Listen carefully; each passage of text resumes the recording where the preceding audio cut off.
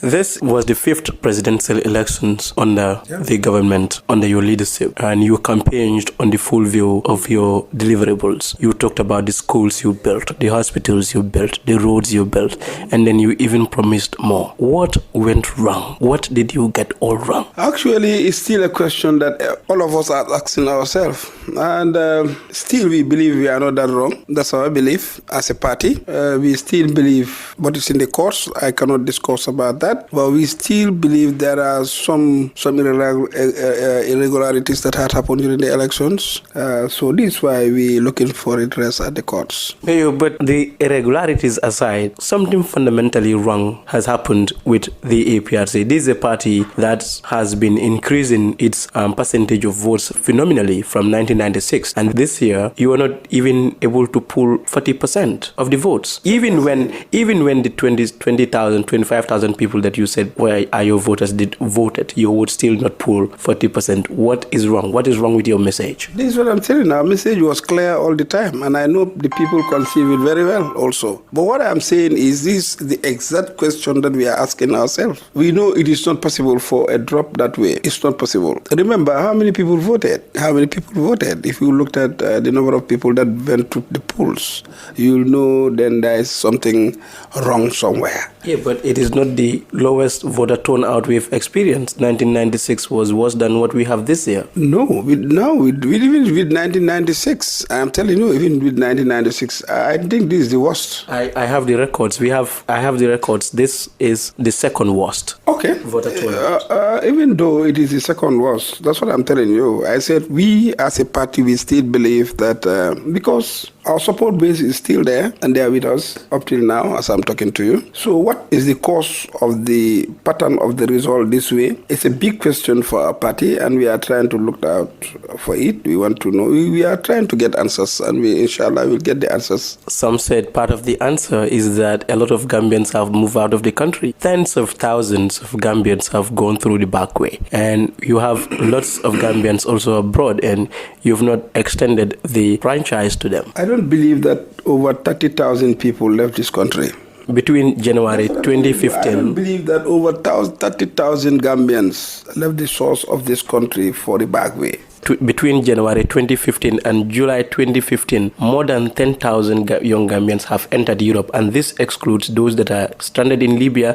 This excludes those that have arrived before them, and even 2016. As I'm talking to you up till right now, I'm telling you, that's my belief. That's the belief that I'm having. I said I don't believe that over 30,000 Gambians left the shore of this country. I don't believe in that. I don't believe in it. Unless somebody give me a proper statistic, then I will know. But I don't believe that that number of people left the shore of the Gambia. Some said the votes turned out the way they did because Gambians want a change of government. After 22 years, it was enough for APRC. Do you believe that? No, I don't believe in it. I don't believe in it because APRC is a champion of what the people need in this country, and that's what exactly we are doing, it's politics. Some political commentators said that the president's campaign messages have not been sitting well with the people when he criticized the Mandingos, when he turned the country into an Islamic republic, when he made some disparaging remarks about women who bleach. They believe the president has been a divisive figure. What is your take on this?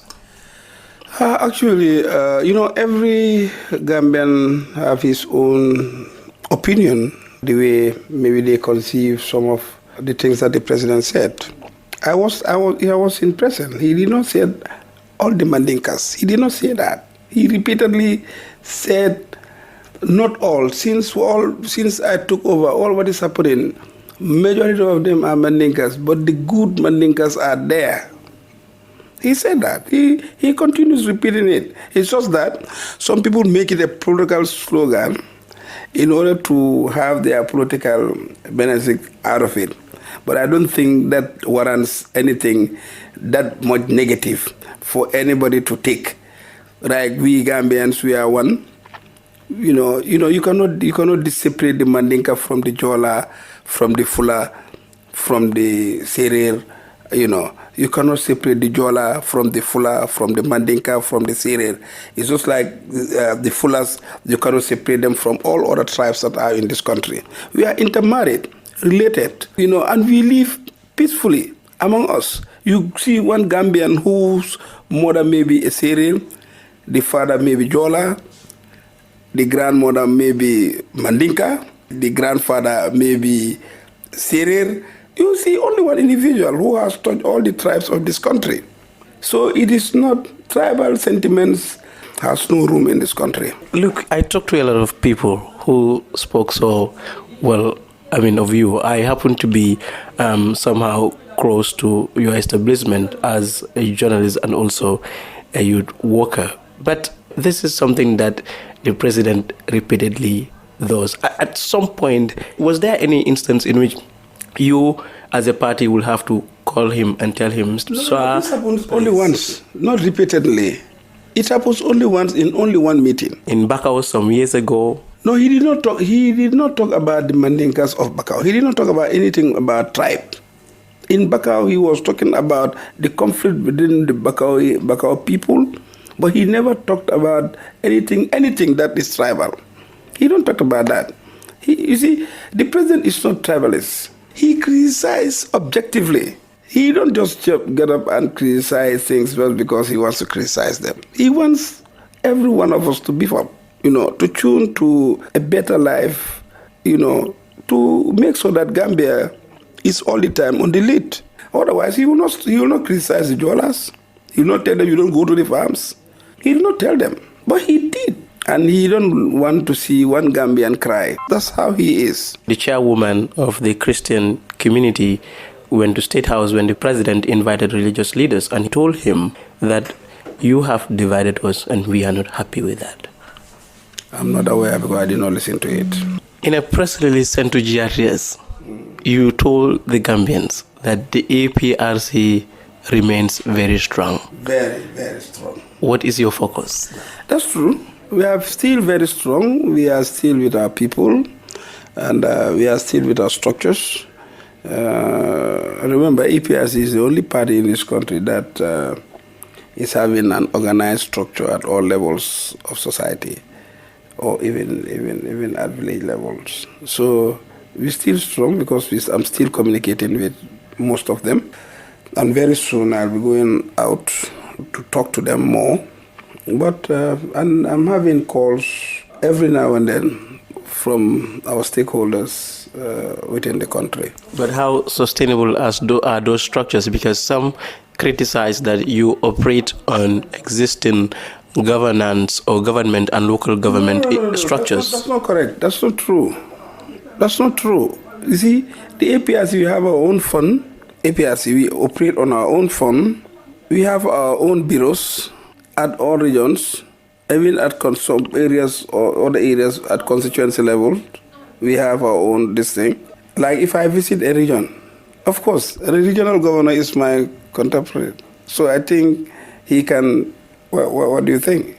If I come there, he'll of course accept me as a brother, as a colleague in the local government fraternity. So you can see, for me, I can be accepted by anybody. And we are not operating from the regional levels, from regional government structures. No, we have our own chair. We have our regional chair and an executive. And we operate with those people. Anything that we have, we send it through them. The National Assembly elections are a few months away. How are your preparations? We are coming up, and we are going to sweep it, inshallah. The National Assembly will form the two-third majority of it. You may no longer enjoy the incumbency that you used to enjoy. No, I'm telling you, it's the same. We are going to, you see, for us, we are organized. And as I said, we are organized. We are very, very organized. And we are going to sweep the two-third majority at the National Assembly. Well, but what is the guarantee? Put our muscles as government onto the people. No, you see, the Gambia is a free country where people are free to go and see whoever they want to vote for. And they are not forced to vote. Nobody is forced to vote for anybody. It's a matter of choice. You feel that this is the guy that I want to vote for and the party. You go out for it. And that's exactly what happens. And that is exactly what we do as a party. what is the guarantee that you still have that strong support base? Because even the president did say that there were lots of people who were green and all of a sudden turned yellow now. Yeah, in fact, those people the people that the president are talking about are still minority in our party. They are still minority in our party.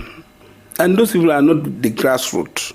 Mayor, I know this is quite a challenge, but I have to ask you, your party, what you have done, accepting defeat and then backtracking on that, and then potentially threatening the peace and stability that you preach. What is it that you want? No. We did not threaten the stability of this country at all. Why then we go to the law courts? We did not do that. We accepted defeat. And again, a result is out again. Another result comes back again to say, instead they lead you people at around 52,000, now it's reduced to 19,000. And people want us to accept that? Me, I cannot understand. I cannot really understand that. We are not saying that we are the winners. We are not even talking about that at this point in time. What we are saying is, now we are skeptical about what exactly is going on with the IEC. And it's the IEC that we've taken to court for clarification. That's our petition. So where is causing trouble here and there, or trying to cause, havoc in this country? We did not do that. We are not saying that. This is why we went to the courts. If we want to do that, we'll just say we are not going out. Then there'll be that chaos and everything happens. No, we did not say that. We said we are going to the law courts, and it's our constitutional right to do that. We did not flout any law. We will get to that, but perhaps we get something right, because the president accepted the results and considered defeat based on the corrected results later. Because when the president spoke on the television on Friday, he did say that Mr. Barrow defeated me and the margin was barely 18,000. And by that time, the IEC results, the margin was more than 51,000. No. So which means that the president accepted the corrected results. No. Remember, this result came later. Yes, after 3 days. I watched this on TV and I have it recorded. I'm equally telling you. I am telling you, the president accepted the defeat of the 50,000 votes that they talked about. That's what he has accepted. But when he appeared on the television on Friday, he said the margin was 18,000. No. He never said that. I'm telling you, the president never said that. Because he did not know that there is another result that is coming. Maybe this is on record, on the television. I am telling you, on television. I'm equally there. I was listening to him. He never said that. The president never said that. What the president was saying is, the president said only one thing, that yes, I have accepted that I'm defeated. I'm congratulating the incoming president. And he took his telephone, called him, talked to him. And that's it. That was on the news bulletin, but we are talking about a more than 30-minute television broadcast, because it was broadcast in full. And he even said that when he is defeated by just one vote, he was going to accept. That's what he said. He said if he is defeated by one vote, he's going to accept the results. That's what he said. I could still remember that. Okay, listeners, so this was not part of the original interview that our journalists had with Yankuba Colley, but for clarity's sake, we want to play just a few seconds of the excerpt of the president when he was conceding defeat, and he actually mentioned the fact that Adama Barrow won by over 18,000 votes. So the journalist was right and the mayor got it wrong. Here is the sound of that before the interview continues. What I'm concerned about and why I'm here is those who have decided to vote 18,978 more votes than I cast for the opponent, the opposition coalition leader. I hereby take this opportunity to congratulate Mr. Adama Barrow for his victory. It's a clear victory because our system is a simple majority. But what I'm telling you is, why again another results? But where do they get that figure? I had an interview with the IEC chairman, and he told me that when the corrections were made, all the party representatives were invited and they accepted it. No, we did not accept because we did not sign. Go and ask them. We did not sign. We did not sign anything. We did not sign the results. We refused to sign. Our rep was there and he did not sign. If you ask him, he'll tell you. We did not sign because we know that there may be some fraud. Because we cannot understand why should they make that big add up to the opposition and not to the incumbent. Yeah, but everyone's number of votes is affected, including the president and even Mama Kande. Look, those are clandestine work. So I will not talk onto that. You know why? Because it's in the courts. So you mean you no longer have trust in the IEC that you appointed? I'm not saying that. I did not appoint the IEC. IEC is appointed by government, not my party. But the IEC is appointed by the president, and the president is the head of your party. No, not my party. The president, you see, the president is the president of the Republic of the Gambia. And but your party is in power. And we call him our party leader. That's how we address him. But we address him as our party leader. He is the president of the Republic of the Gambia, voted by APRC and non-APRC members for him to be in power. Remember that. But now, when it comes to our party, this is why I can only talk about my party. I don't talk about government. Anything that deals with government, I'm not at the executive, so I don't talk about it. But anything that deals with my party, of course, I can talk about it. The president said he was nullifying the results, and a day later, you people went to courts. But how can you achieve these two? How can you have these two at the same time? Nullify it unilaterally and then go to courts? We went to the courts. The party is in the courts. It's the party that's in the courts. But what exactly is it that you and Lord Mayor? I'm telling you, it's the party that goes to the court. The party is going to the court. And in your petition, you are seeking prayers from the courts to nullify, one, nullify the results, and also, two, declare President Jammeh as the incumbent president. That's in the petition. No, it's not in the petition. I read the petition very well before coming here. No, we are not saying, you see, for us what we are talking about is we are looking out for interest. This is why we go, and it's a constitutional provision that we are using, and it is only the Supreme Court that is having the right, to validate all elections and to talk about the validity of the results. It's only the IEC, so we take our case to them. It's simple. We are not arguing with anybody. We don't have any stake with the opposition. We are not saying the opposition will not come and lead. We are not saying that. We are saying even if that is to happen, naler. Let it be clear to everybody. That's what we are saying. So, in essence, you're seeking from the courts a kind of redress that will clarify things, but not necessarily call for fresh elections. Of course, if that should be if at all that should be the court's decision, fine. I cannot dictate the courts. I cannot tell what the judges or whoever is going to preside over the matter. I cannot talk about their decision. Yeah, but some are saying the courts will already be tainted because, one, here is a court that has not been sitting for 1 year, and two, the president who appoints the judges is the one who is having a case before the courts. I don't know. I cannot answer that. The only thing that I can tell you, I know there are people of high moral. There are people that I know, if at all they are not dignified, they will not be sent here by their countries. And these appointments were done since June, not even now. It was done since June. And all the paper transactions were done. They were only waiting to come. So it is not something like, it is an organized thing for these elections, no. But the Chief Justice has manifested some partisan tendencies. This is a man who wears your party flags, wears your party hat, wears your party shirts.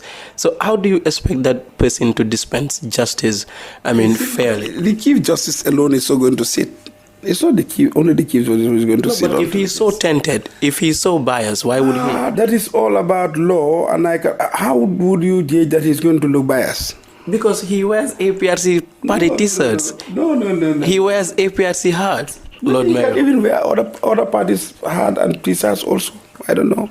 But that does not mean that he's going to look biased on the matter. You see, right now, most of the journalists, what they intend doing is to taint him, for him to look that very bad of a man. And I know he's a man of integrity, and I know he's a man whom I know one can trust. So, for me, I know very well that the courts will rule at their own decision that will not be under any influence. Are you ready and willing to accept the outcome of the court case? Oh yes, no matter what. No matter what, we will accept. People... Because before the elections, Mayor, the language in the APRC is that elections in the Gambia cannot be rigged. Like, absolutely. But what's the problem? What has changed? That's what... No, we don't say... We've not done anything. Remember, the president, they announced the results and he accepted. And he continually said that Gambian election cannot be rigged because that's the belief that we have. But how then can it be rigged against you now that you've lost? That's what I'm telling you. Yes, you can see that we lost. And when we said we don't. But do you genuinely believe that your party agents have been denied by the IEC? Yes, that's true. But in the Gambia that I live in and that you live in, denying the APRC polling agents from entering, that's quite unthinkable. Of course, not this past election. I'm telling you that this past election, we are bad on a lot of things. Do you understand? We've asked our militants not to cause one single problem. We've asked our militants not to involve themselves onto anything that is controversial. That's what we've done. Otherwise, we could have, stopped certain polling areas. But because of what we've told them, that is exactly why, that's the reason why they adhere to all the advices that we give out. So that is exactly what was happening. For us, from election time, from the campaign, they were harassing and bullying our people. And we continue to tell our people, anything that happens, just report to the police station. Don't cause any problem. And that happened up till election day. Our people were bullied, harassed, knocked. Some were seriously beaten. Some were not even allowed to put on our T-shirts. They meet with them, they tore it. All those things were happening. And we continue, the president continued telling me, tell the militants not to act. I'm telling you this. So this is why when you talk to me, whether APRC, APRC, then that cannot happen. That cannot happen. We will not allow that to happen. If at all it was not the president, we will not allow that to happen. But it was the president who was all the time on us to say, don't do anything.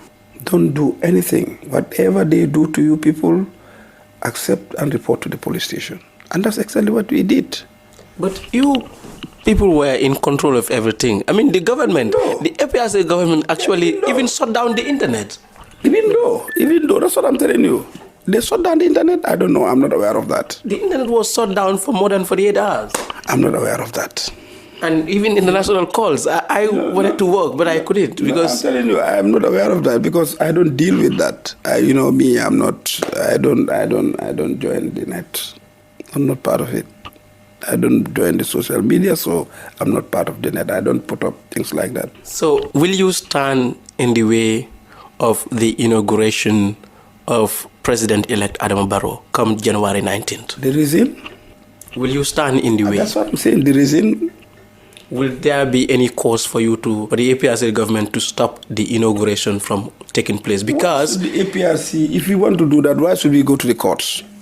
If we want to stop anything, we will not look at the courts. It will just happen. But we are in the courts. Why not you people wait for the courts to come up with something? Because the transition process is not smooth at all, and the president is not opening up channels of communication. I had interviews with members of the coalition. They told me that they called on the president to open channels of communication with them, but he has not done anything yet. That's not to my knowledge. It's not to my knowledge that he don't want to open up for anything. No. He's not that type of a man. I know him. But whether the court process is ongoing or not, the inauguration will take place, right? I don't know. I really don't know. I cannot say that. I really don't know. I cannot talk about that. The only thing that I can talk about is, as a party, we are in the courts to look for redress. That's all. I am tempted to ask, who is on your side right now? Because who is on the side of APRC and the stance that you've taken? Because young people, women, the mayor of Banjul, the religious leaders, everyone is heading to Barrow to pledge their allegiance to him. Really? And this has been in the news. Even the mayor of Banjul, who was supposed to be your party member. No, the mayor said he's an independent candidate. Yeah, but he stood as an independent when the APRC refused to nominate him for mayor. No, that's not even true. He has never applied on the APRC ticket. Never has he one day applied for APRC ticket to come up as a mayor. That had never happened. But this is a man who is seen to owe his allegiance to your party. That's what he said. He said he's paying his allegiance to us. That's what he said. We did not force him to say that. We did not force him also to go to Barrow. It's his decision as an independent somebody. But he's no longer with you. I'm saying even the religious leaders that would stand on your party platform. The same religious leaders came to Jammeh. They left Jammeh's office, then they left for Barrows. And that was because the president invited them, but they didn't pledge their allegiance. No. The president did not invite them. They went as a group to meet with the president to work out on the situation that is happening right now between Jammeh and Barrow. And that's exactly what they've done also for Barrow. And they, in no uncertain terms, call on the president to accept the results. Who? The religious leaders. Which religious leaders? I listened to the tapes. Who? Honorable Mayor. Who among them? I listened to the Can tapes. you tell me their names? I mean, even the Imam Ratib of Banjul, even the chairwoman of the Christian Council told the president to accept. No, you are talking about the interest of peace. You're coming on to the same thing again. The chairman of the religious council, you came on to the same thing, huh? Yes, Anafal. I'm talking about the things he said. Anafal? Yes. Anafal? Yes. And who else again? I mean, you said Imam Ratib of Banjul? Yes. You said Imam Ratib of Banjul? Yes, I listened to the tapes. I listened to Imam Ratib of Banjul, but he never said so. Imam Ratib of Banjul did not say. Imam Ratib, the Muslim religious leaders I know, they went out there to look out for peace. Now, the difference... They went to Jammeh to look out for peace. They went to Barrow to look out for peace. I know about that. Yeah, but the difference between the visit to the president and the visit to Barrow is that they have publicly pledged their allegiance to Barrow. Really? I'm not aware. That is in the news. You know, I was not there, and I'm not listening to their news. Yeah, but it's in the news. It was in the newspapers. I am not reading any newspaper. Have you seen any newspaper in my office here? I don't read newspapers. I don't. Because I still see most of the newspapers we have in this country as, some of them as, opposition sympathizers. Most of the newspapers. And journalists. But, for that matter. But when you talk about the young people of this country, who are carrying the young people? The National Youth Council has called on the president to accept the results.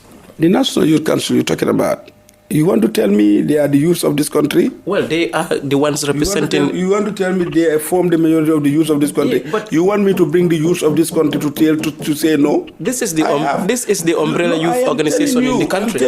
I'm telling you. I can bring more than 10,000 youths of this country, more than 20,000 youths of this country. Yeah, but this is at one place, and they are not representing those people's views. This is the organization that your office has been working with all these years. I am telling you, yes, I've been working with them, but if they feel, this is what I'm telling you, it's a group that feel to talk that way. And I know among them there must be some dissenting voices. It will not be all of them. Yeah, but who is on your side? Because the Bar Association, the Teachers Union, the Hotel Association, all of these people are calling on the president to step down. Really? Yes. I'm not aware. They have all issued press releases, Mayor. I'm not aware. Believe in me. I'm not there because each and every one of those people must be under an influence. So that's it. And even ECOWAS, AU, UN. No. AU. What AU said, let me go by the courts. The statement that AU issued is that the president should step down. No, just of recent. I am talking about the statement that the AU issued after the ECOWAS meeting. I am telling you, they made another release just now. Just now. The AU is Not saying more that than 3 days. this AU, I'm talking about the same, the AU is saying that they are supporting the position of ECOWAS. No, the AU say they are supporting what we are doing for us to go to the courts. That both the AU and the ECOWAS cannot violate our constitution. They cannot. They don't have any right, no mandate whatsoever, to violate the constitution of the Republic of the Gambia. There are no Gambians. The constitution of the Republic of the Gambia is for the Gambian people and the Gambia. So no one outside can contravene that law. It's the supreme law of this country. ECOWAS is saying that if diplomacy fails, they will intervene in the Gambia militarily. Good. What is your take on that? That's good. You see, most people are crying out not peace, but war. And most of the people that are crying out for war, maybe they are not seeing Liberia, they have not seen Sierra Leone, they have not seen all other war-torn countries. This is why they are crying out for war to happen between Gambia and, in fact, the sub-region. You think it will stop in Gambia? When there is war, and you think it's only APRC that is going to die? Let us be talking about peace. Let people start to talk about peace, knowing that Gambia is one family. People should talk about peace, not about war. If they talked about war, who is going to die? Who? People who are not even part of it are going to die. But don't you think the only way to peacefully resolve this is for the president to step down? You think when there is war, who is going to rule? When there is war, who is going to rule? It will not be Jammeh, it will not be Barrow. Is that the interest of all of them? No. That should not be the interest of any one of them. This is a country that you have carried on your shoulders for 22 years. Mm-hmm. So you want to see that destroyed? No. Who wants to see it destroyed? It's you people who are talking about war that want to see it destroyed. It's you people. We are not talking about war. We've never talked about war. It's you people that are engaging everybody for a war. But not us as a party. We know we have done something in this country and we don't want it to look destroyed. So the people who are crying out for war, not peace, but war all the time. In fact, in all the interviews that I will have with some of the journalists, we'll talk about the last result of war. And I believe war is no solution to anything. War is actually not a solution. But the president said that the only way, he told the African Bar Association people, the only way to peacefully resolve this situation is to have fresh elections. Not to hear from the courts, but to have fresh elections. That's what he said. And if the president is insisting on hanging on to power like that, then don't you think he is inviting trouble? Trouble? No way. The man is man of peace. He can never invite trouble. I know that. He's a man of peace and he will never invite trouble. And I'm telling you, let us not think about war. War is not a solution for anything. After effects of every war is very crazy.